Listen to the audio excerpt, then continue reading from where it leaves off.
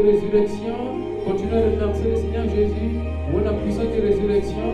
C'est par sa puissance, c'est par sa puissance que toi et moi nous sommes en vie. C'est par sa puissance que toi et moi nous sommes en vie. C'est par sa puissance que toi et moi nous sommes protégés. C'est par sa puissance que toi et moi nous sommes guéris. C'est par sa puissance que toi et moi nous sommes sauvés. La puissance de Dieu, la puissance de Dieu qui a ressuscité Jésus-Christ de Nazareth d'entre les morts. La puissance de Dieu qui nous a donné la santé, la guérison. La puissance de Dieu qui nous a pardonné. La puissance de Dieu qui nous a restaurés. La puissance de Dieu qui nous a purifiés. La puissance de Dieu qui nous a délivrés. La puissance de Dieu qui nous a restaurés. La puissance de Dieu. Merci Jésus. Merci Papa. Merci Jéhovah pour ta puissance de résurrection. Tu m'as ressuscité. Tu m'as ressuscité. J'étais perdu. Moi j'étais mort. Tu m'as ressuscité. Tu m'as ressuscité. Merci Seigneur Jésus. Jésus Christo. Jésus. Jésus. Jésus. Jésus Christo. Jésus. Jésus. Chante avec moi. Jésus. Jésus Christo. Jésus. Jésus. Le Dieu de sanctification. Jésus. Le Dieu de purification. Jésus. Le Dieu de délivrance. Jésus. Le Dieu de résurrection. Jésus. Alléluia. Ma soeur, mon frère, là où tu es, commence à dire merci Seigneur Jésus. Parle-moi Seigneur Jésus. Parle-moi Seigneur Jésus. Fortifie-moi par ta parole. Fortifie-moi par ta parole. Ressuscite-moi par ta parole. Délivre-moi par ta parole. Ressuscite-moi par ta parole. Délivre-moi par ta parole. Ressuscite-moi par ta parole. Sanctifie-moi par ta parole. Purifie-moi par ta parole. Ressuscite-moi par ta parole. Guéris-moi par ta parole. Fortifie-moi par ta parole, Papa. Fortifie-moi, Papa. Fortifie-moi, Papa. Fortifie-moi, Papa.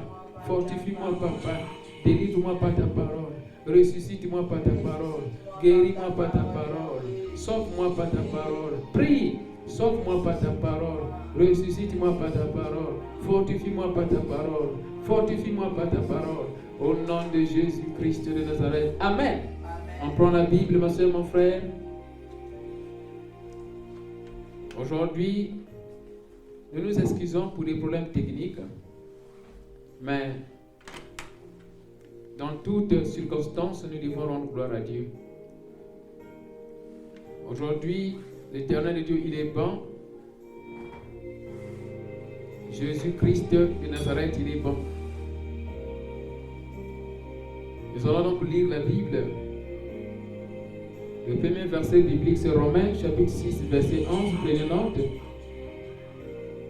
Romains chapitre 6, verset 11. La Bible dit, je lis dans le nom de notre Seigneur Jésus-Christ de Nazareth.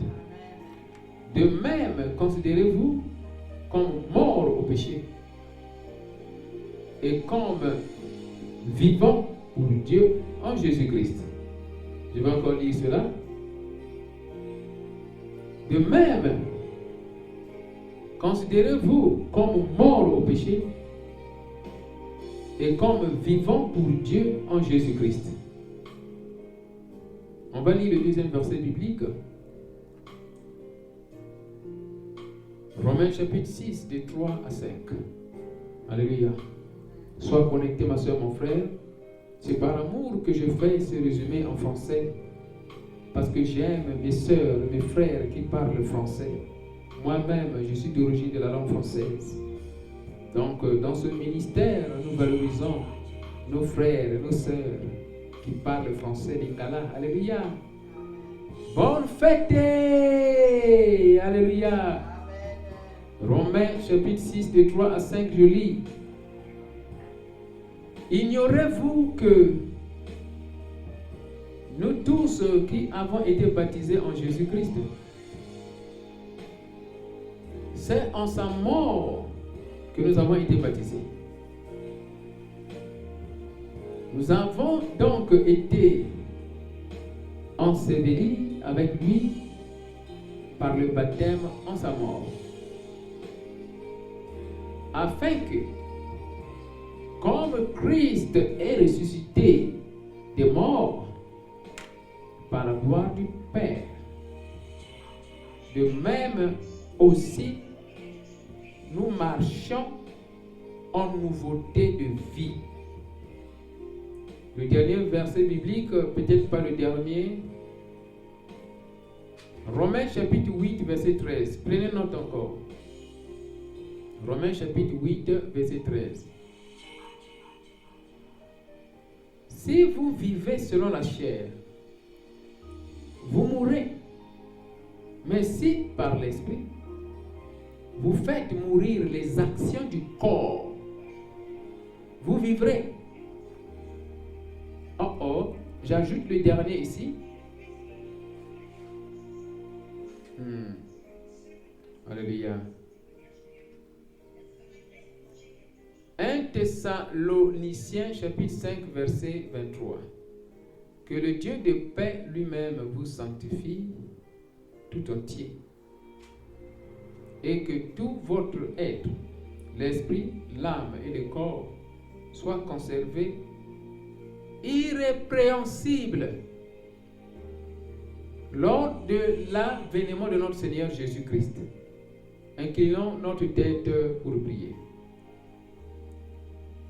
Jéhovah, roi de gloire, aujourd'hui nous sommes ici ensemble avec ma soeur, mon frère, dans cet endroit, Seigneur, et même ceux qui sont connectés de l'Europe, de l'Amérique, de l'Afrique, de l'Asie, en train de suivre ce message, et même ceux qui vont le suivre après la publication, Seigneur. Que l'onction de la résurrection puisse combler notre corps, âme et esprit.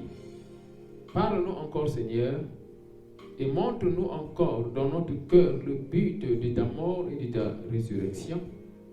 Au nom de Jésus-Christ de Nazareth. Amen. Ma soeur, mon frère, l'Éternel Dieu, il est bon. Jésus-Christ de Nazareth, il est bon. Le titre de mon message, il est très simple d'ailleurs.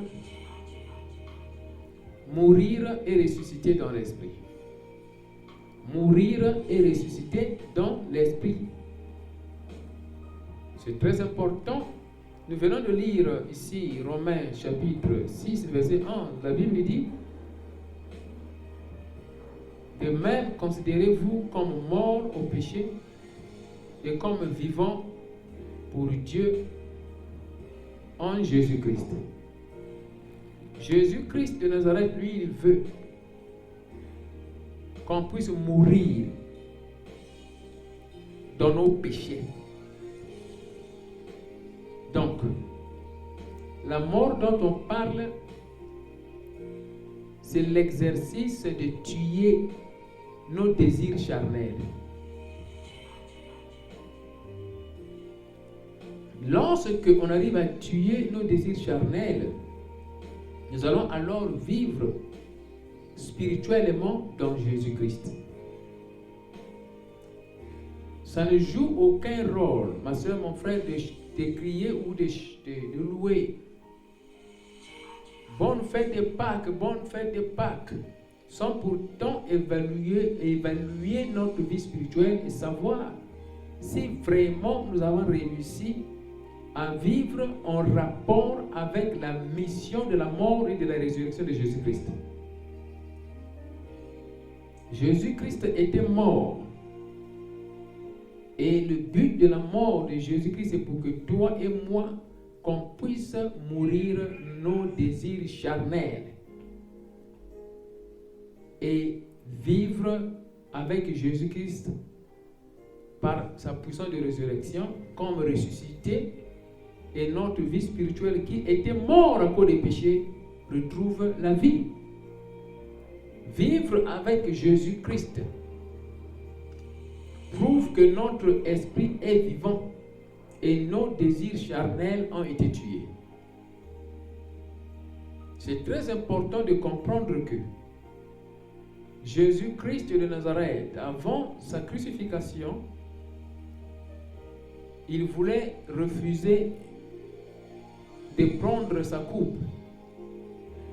La coupe était vraiment amère. Il a dit d'enlever cela. Mais qu'est-ce que Dieu a fait? Dieu lui a donné la puissance de transcender la transcendance. La transcendance devient ici une grâce que l'Éternel Dieu nous donne, nous accorde. La grâce de surmonter le poids de la croix qui nous a été donnée. La grâce de surmonter le poids de la croix qui nous a été donnée. Jésus-Christ avait sa croix. Il avait sa croix, Jésus-Christ. Et maintenant, lui, il avait physiquement trouvé ça difficile d'apporter sa croix. Mais quand il a prié, Dieu lui a donné la force de transcender sa croix. La coupe de Jésus-Christ de Nazareth représente sa croix. Cette coupe-là, ce n'est pas physique. Cette coupe-là, c'est ce que toi et moi nous sommes en train de connaître. La coupe d'aujourd'hui, c'est les calomnies, la méchanceté de ce monde, la pauvreté, les tentations, les persécutions. Tu fais du bien, on te présente le mal. Ça, c'est la coupe. Jésus-Christ, lui, il a porté sa croix. Et il a dit que chacun de nous, si on veut le suivre, on doit porter notre croix. Donc, chaque personne a sa croix, ma soeur, mon frère. Quelle est ta croix? La croix ici peut être que tu fais la bonne chose, tu as toujours fait la bonne chose, mais les gens te payent en monnaie de singe. Tu fais la bonne chose, mais les gens te payent en monnaie de singe. Ça peut être ta croix. Mais lui, il dit, Jésus-Christ, porte ta croix. Jésus-Christ, il a porté sa croix. Mais lui, il dit que toi et moi, si on veut le suivre, on doit porter notre croix. Donc, à chacun sa croix. Quelle est ta croix, ma soeur, mon frère? Si tu identifies ta croix, ne l'abandonne pas. Ne l'abandonne pas. Il ne faut pas dire que moi, je suis le chemin de calvaire, mais j'abandonne ma croix. Cette croix-là est trop amère. Cette croix-là est trop lourde. Et tu abandonnes ça. Ta croix peut être que tu trouves le salaire. Mais à la fin, le salaire là, c'est pour soutenir l'œuvre de l'Éternel. Toi-même, tu n'as rien. Ton salaire, c'est pour soutenir les membres de ta famille. Toi-même, tu n'as rien. Tu trouves l'argent, mais l'argent là, c'est pour soutenir les pauvres, pour soutenir l'œuvre de l'Éternel. Peut-être l'église, la Trinité de Dieu très haut. Toi-même, tu n'as rien. Mais aussi longtemps que tu as compris que c'est ta responsabilité que Dieu t'a donnée, ça c'est ta croix. Dieu dit, n'abandonne pas ta croix. Va avec ça au calvaire. N'abandonne pas ta croix. Va avec. Jésus-Christ voulait abandonner ça. Dieu lui a donné la puissance de transcender la transcendance. C'est un esprit que Dieu nous accorde de surpasser les douleurs de la croix ou des responsabilités qui nous ont été attribuées.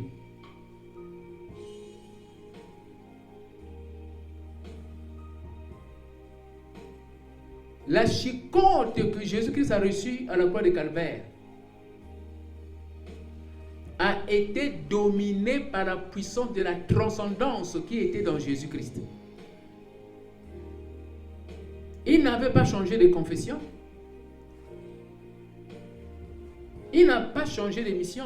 La mission de nous sauver. Il n'a pas changé.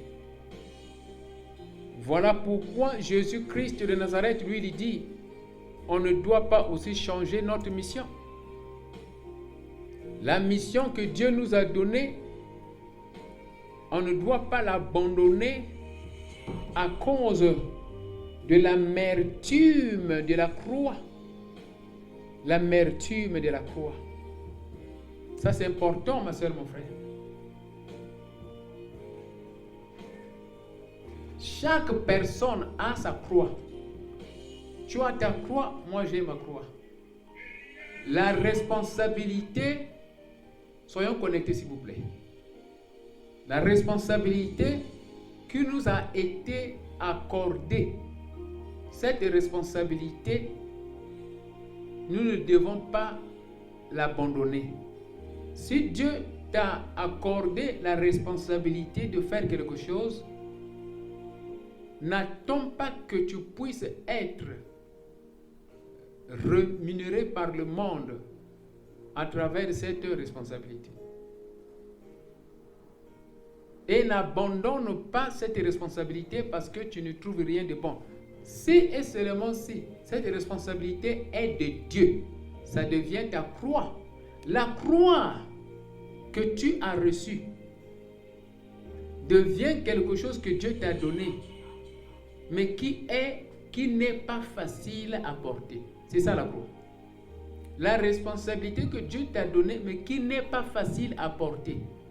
Mais quand tu arrives à la destination avec cette croix, c'est la récompense que Dieu nous donne. Alléluia. Ça, c'est très important de comprendre ça. Quelle est ta croix, ma soeur, mon frère? Identifie ta croix et marche avec ça. Ne l'abandonne pas.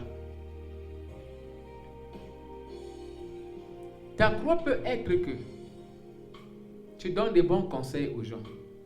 Mais quand tu tournes le dos, on se moque de toi. Est-ce que tu vas arrêter de continuer à donner des bons conseils? Non. C'est ta croix. Ta croix peut être, ma soeur, mon frère, tu as le don de guérison. Tu pries pour des gens, ils sont guéris. Mais toi-même, tu as une maladie. Une épine envoyée par le diable. Mais tu pries au Seigneur. Le Seigneur n'enlève pas ça. Ça devient ta croix.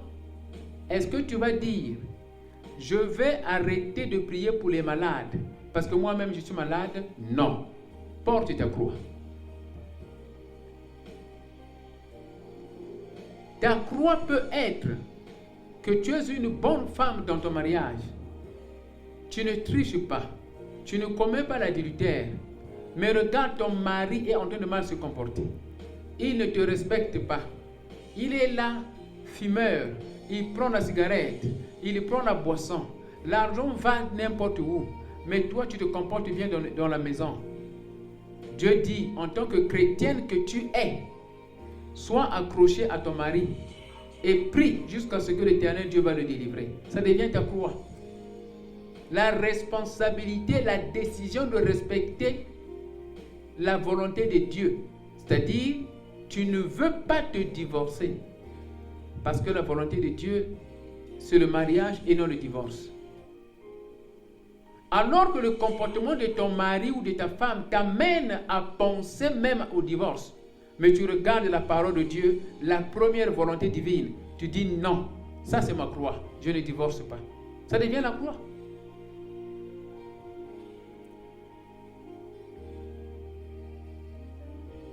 Toute chose que tu fais qui est bien, mais au retour, tu vois que c'est pénible même de continuer à faire cela. Mais tu dois le faire parce que Dieu t'a dit de le faire. Ça devient ta croix. Je suis en train de donner des exemples pour aider quelqu'un à comprendre finalement dans ta vie, quelle est cette croix-là que tu as?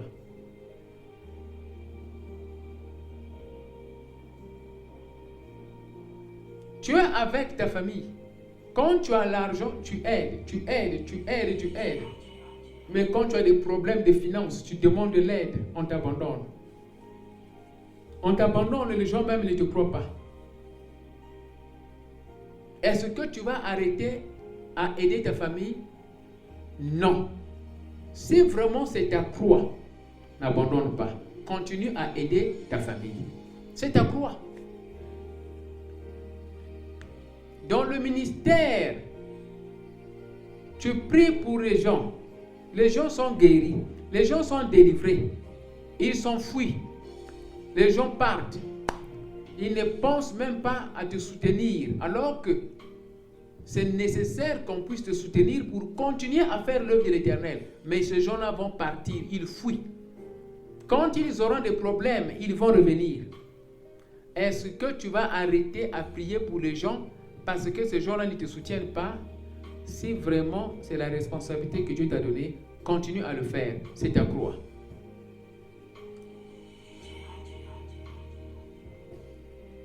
C'est très important. Quelle est ta croix finalement? Quelle est ta croix? Voilà pourquoi la parole de Dieu est là pour nous fortifier. Pendant que les gens sont en train de célébrer la résurrection de Jésus-Christ, nous devons comprendre qu'à côté de nous, il y a une croix que Dieu ne veut pas qu'on abandonne dans notre course.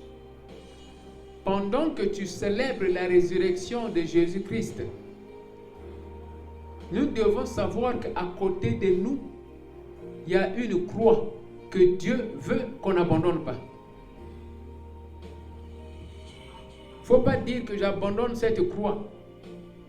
Je marche seul sans la croix. Ta croix peut être les enfants. Ta croix peut être tes parents. Ta croix peut être ton mari, ta femme. Ta croix peut être même ton pasteur. Est-ce que tu vas abandonner le pasteur Daniel Waxon parce que tu ne reçois pas ce que tu attends de pasteur Daniel Waxon? Si vraiment Dieu t'avait placé là à soutenir pasteur Daniel Waxon, continue à soutenir. C'est ta croix, ma soeur. C'est ta croix, mon frère. Ça, c'est le message que les gens acceptent difficilement. Mais c'est la vérité. C'est la vérité. Je prêche la parole de Dieu qui fortifie notre âme.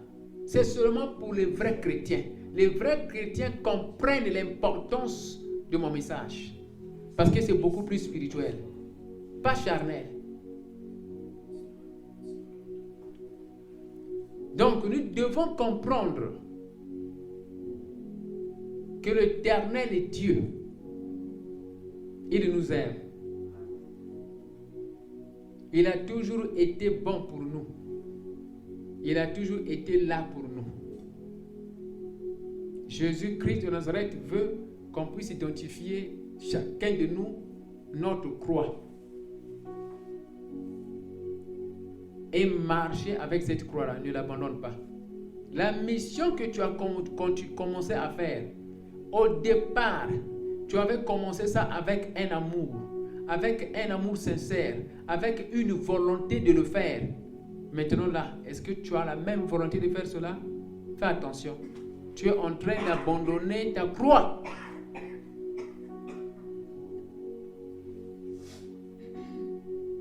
Cette mission que Dieu t'a accordée, par exemple, de soutenir une église, au départ, tu l'as fait avec amour, avec sincérité.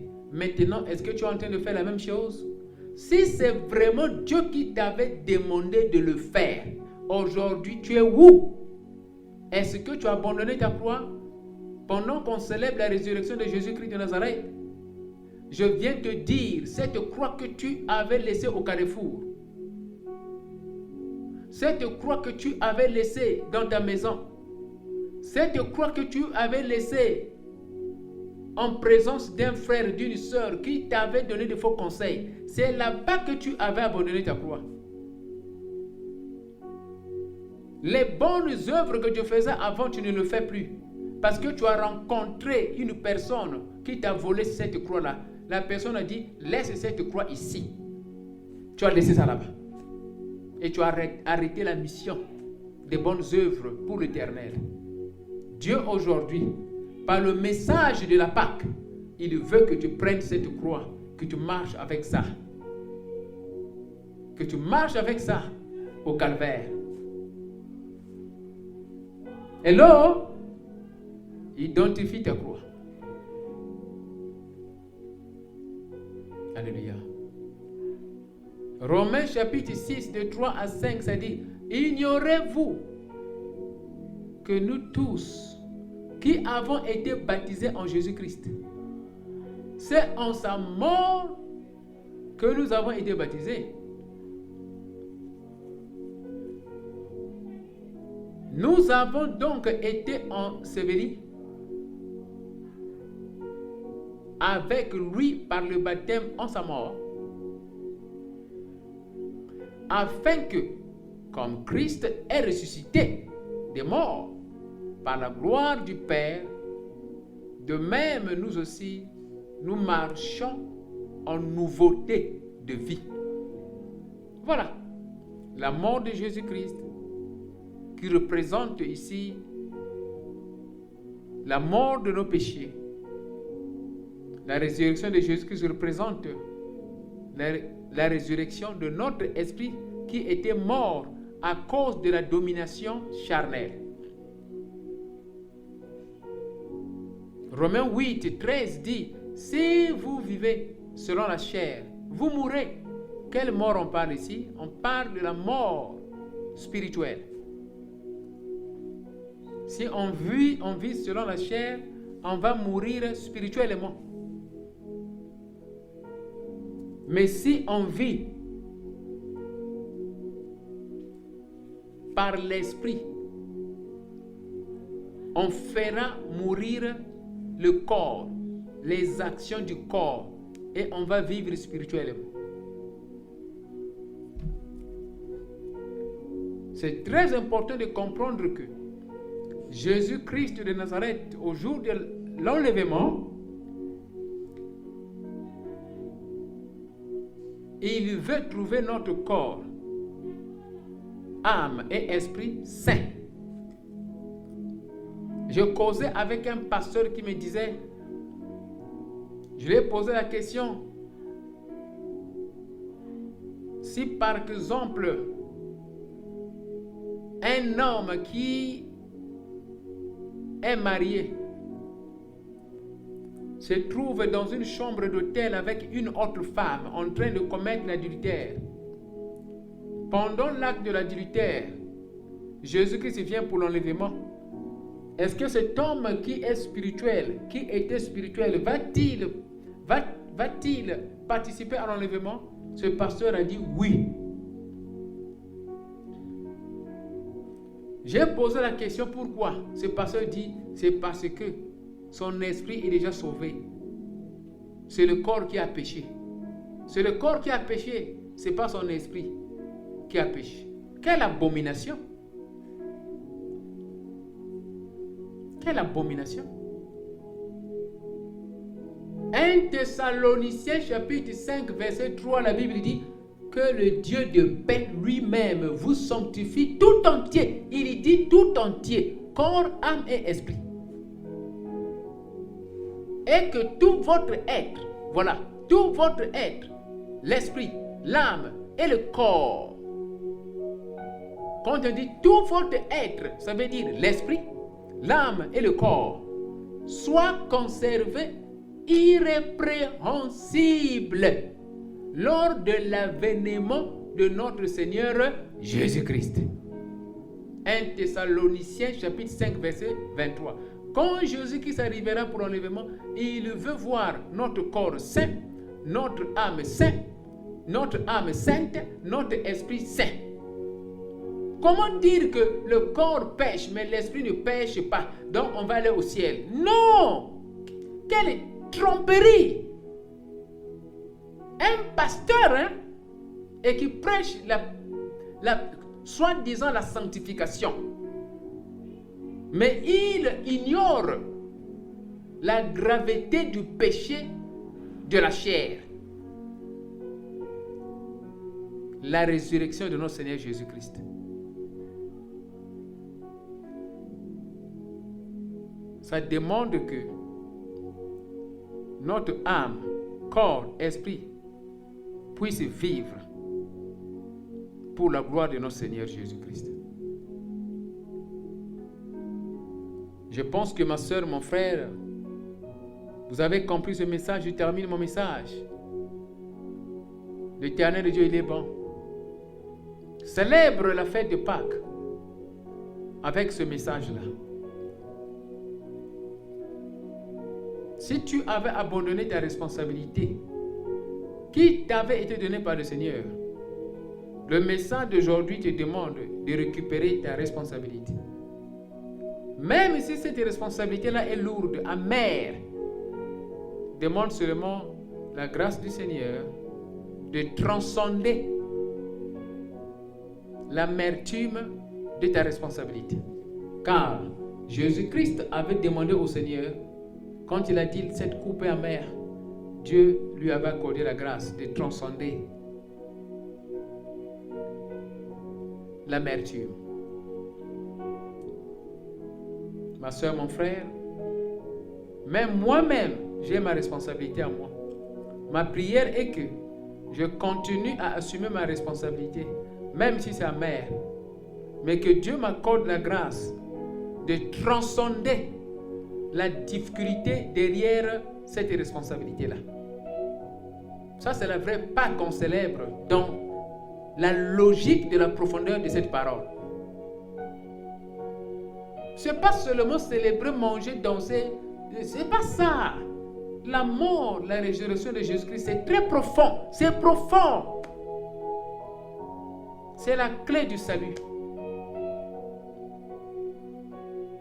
On ne doit pas crucifier notre Seigneur pour la deuxième fois. On doit éviter de le faire. Élève ta voix, ma soeur, mon frère. Tu pries, Seigneur Jésus-Christ de Nazareth. En ce jour, je célèbre la Pâque. Accorde-moi la grâce que je marche avec ma croix. Accorde-moi la grâce que je n'abandonne pas mes responsabilités. Accorde-moi la grâce que je continue à faire ma bonne part. La grâce de transcender les problèmes. La grâce de transcender les difficultés. Au nom puissant de Jésus-Christ, commence à prier. Accorde-moi cette grâce, Seigneur. Accorde-moi cette grâce, Seigneur. Accorde-moi cette grâce, Seigneur. Accorde-moi cette grâce, Seigneur. Accorde-moi cette grâce de continuer à faire la bonne part. Même si c'est difficile, moi je veux faire cela. Aussi longtemps que c'est la mission que tu m'as donnée. Accorde-moi cette grâce. Au nom de Jésus-Christ. Amen. Que l'Éternel te bénisse, ma soeur, mon frère. Nous avons terminé notre service. On se prépare aussi pour aller à l'invitation dans une autre église. Là où nous serons là-bas pour faire aussi l'œuvre de l'Éternel. Ce n'est pas facile, mais c'est ça la croix que nous portons. On nous attend quelque part, on va aussi aller célébrer là-bas. Que l'Éternel Dieu te bénisse. J'ai béni les partenaires de ce ministère. Toi qui as accepté cette croix avec sincérité du cœur, que l'Éternel Dieu continue à te bénir. N'abandonne pas ta croix. N'abandonne pas ta responsabilité. Et toi qui avais abandonné ta responsabilité pour des raisons charnelles, repars là où tu avais laissé ta croix. Va prendre cela. Alléluia. Ça c'est prophétique. Hein? Et ça ne se néglige pas ce message. C'est comme ça. Dans la Bible, on a vu beaucoup de choses. Jonas a voulu abandonner la responsabilité que Dieu lui avait donnée. Mais il s'est trouvé où? Dans le ventre du poisson. Quelle est ta responsabilité? Quelle est ma responsabilité? Oh Seigneur, le Dieu de la Pâque, le Dieu de résurrection, le Dieu qui a aidé Jésus-Christ à surmonter des difficultés à la croix, accorde-nous cette grâce afin qu'on continue à porter notre croix, Seigneur. Au nom de Jésus-Christ de Nazareth. Amen. Amen, amen, amen, amen. Shalom, shalom, shalom. Alléluia, alléluia, alléluia.